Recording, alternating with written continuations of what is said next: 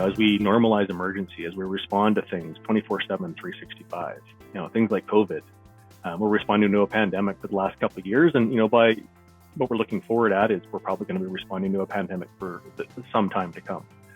So, we look at that as that, how do we respond to a 24-hour emergency?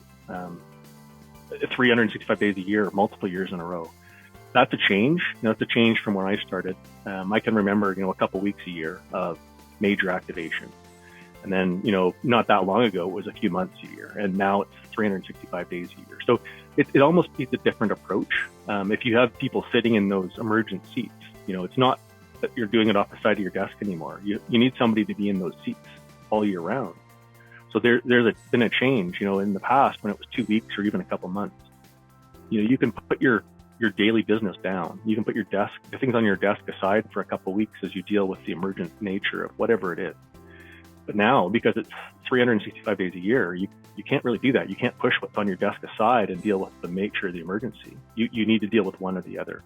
And so I think we're gonna see a change in our industry where, we're gonna need more people. If we're responding to these things 365 days a year, we need a different approach. But I think the data and metrics will show that as well. And, as we move forward, we're going to learn more, obviously, as we always do.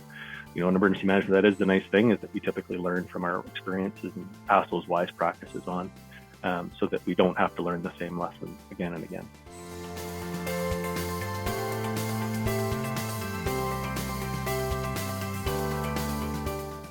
Yeah, to some extent, I think this is happening now. There are provincial or interprovincial agreements in place.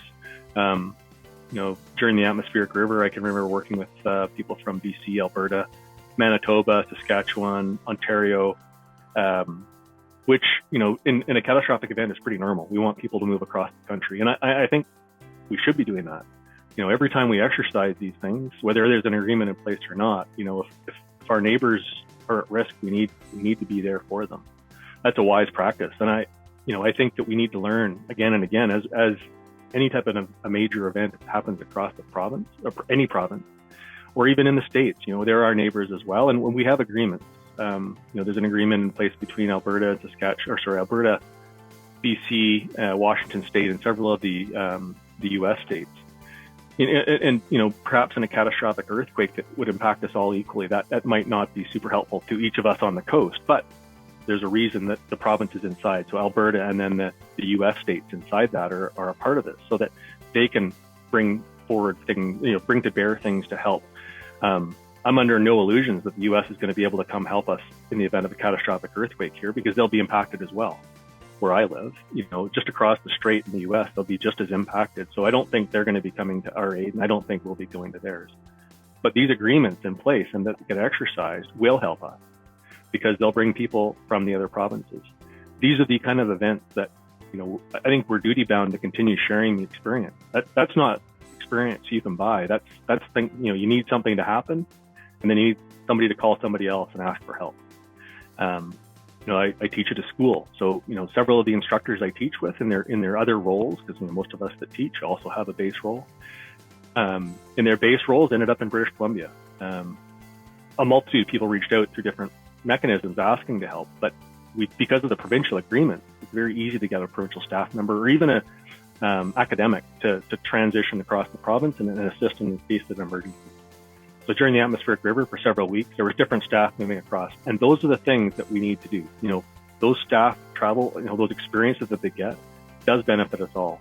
So, if people come to BC and experience the atmospheric river, maybe the flood in Alberta next, it's the same staff that were here for that, plus some of the BC staff, and maybe the other provinces that were there as well, that have seen it from the BC example. And then, maybe if it happens in Alberta again, we get to go help there, or Saskatchewan, or, whichever province. I think all of us overall benefit by those experiences and seeing how it's run, because not everybody's going to do it in the same way. We all teach and we all learn, academic examples, and then there's the real world. So what does it look like? And I think that in emergency management, it's such a small world. and typically not impacted at the same time. We have those opportunities to share, and this is how we build strength across the country, is by responding together in this way. It doesn't have to be in the entire department. You can send 1 or 2 staff to bring back the lesson. I think there's, I guess where I'm going with that is I think there's something different when you're in the room and you're able to see and participate. There's a different feeling than when you read a report. When you were there to see how it worked and hear the things in the room and just experience it.